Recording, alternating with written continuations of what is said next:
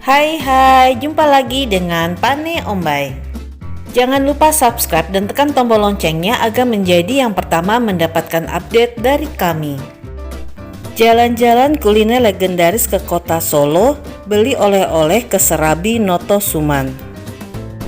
Sejarah berawal sejak tahun 1923 saat sang pendiri yaitu pasangan Hu Ginghok dan Tan Gioklan diminta oleh tetangganya untuk dibuatkan kue apem. Kue apem adalah kue yang memiliki kedudukan istimewa bagi suku Jawa, khususnya Jawa Tengah.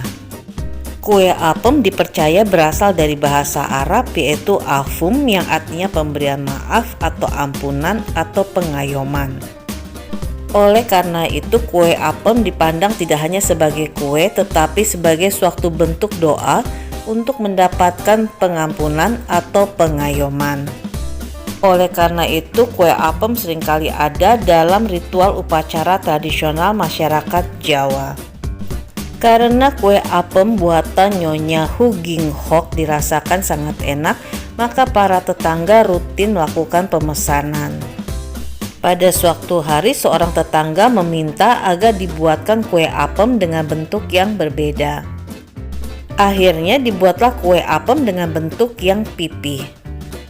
Karena bentuknya yang tidak biasa, maka orang menyebutnya sebagai serabi, di mana pada akhirnya serabi lebih digemari daripada kue apem.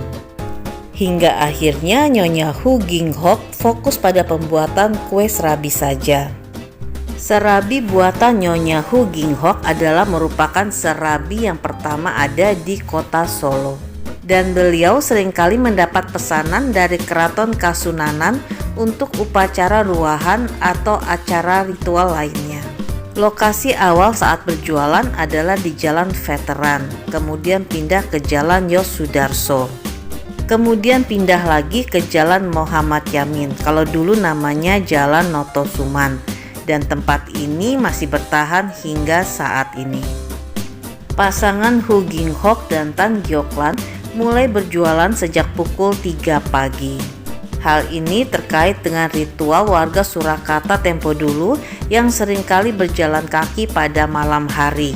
Kemudian karena lapar mereka akan mampir ke warung untuk membeli panganan. Nyonya Hu Kiknyo adalah generasi kedua yang meneruskan usaha serabi ini. Pada masa generasi kedua inilah tempat penjualan menetap di Noto Suman. Serabi akhirnya diberi merek dagang sesuai dengan lokasinya yaitu Serabi Noto Suman. Saat usaha serabi dikelola oleh generasi kedua, Presiden RI pada masa itu yaitu Bapak Soekarno pernah memborong serabi pada saat berkunjung ke Surakarta. Pada tahun 1987, usaha Serabi Noto Suman mulai diserahkan pengelolaannya kepada generasi ketiga.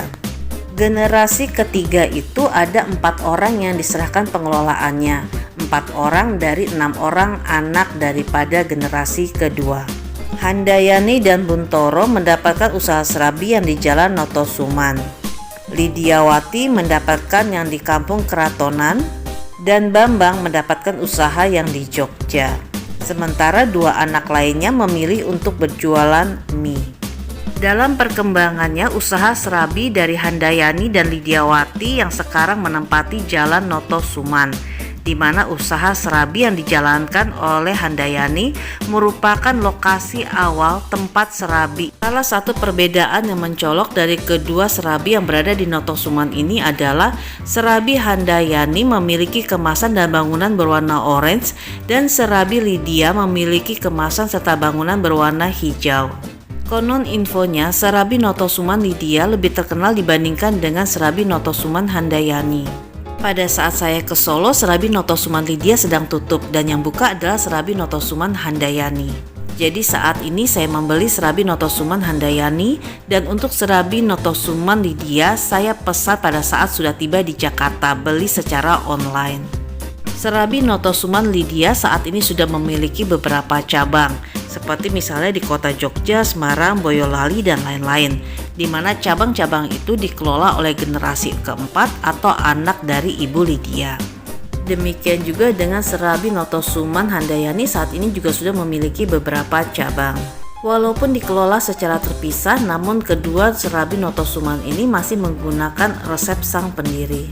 Sesuai dengan resep awal sang pendiri, serabi dibuat tanpa bahan pengawet dan dibuat dalam dua rasa, original dan coklat. Serabi Handayani isi 10, campur original dan coklat. Di masa lalu, serabi Handayani menjual serabinya dalam bentuk lembaran saja, jadi tidak digulung seperti ini.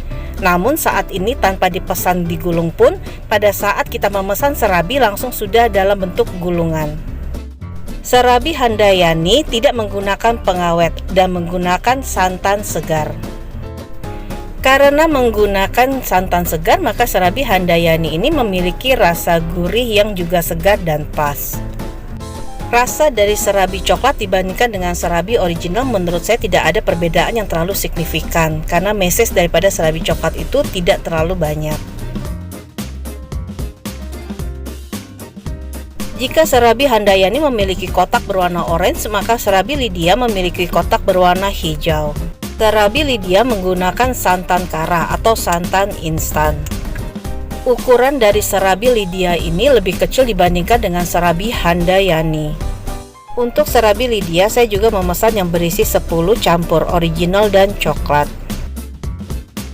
Selain perbedaan ukuran serabi, warna kotak juga terdapat perbedaan lain yang signifikan. Jika serabi Handayani itu matang sampai ke seluruh bagian, maka serabi Lydia itu bagian tengahnya masih lunak atau masih sedikit cair, atau bisa dibilang masih setengah matang. Namun kondisi ini membuat serabi Lydia menjadi gurihnya itu lebih terasa. Dari kedua serabi itu mana yang lebih enak tergantung pada selera masing-masing. Namun untuk saya pribadi, menurut saya lebih cocok dengan rasa dari serabi Lydia.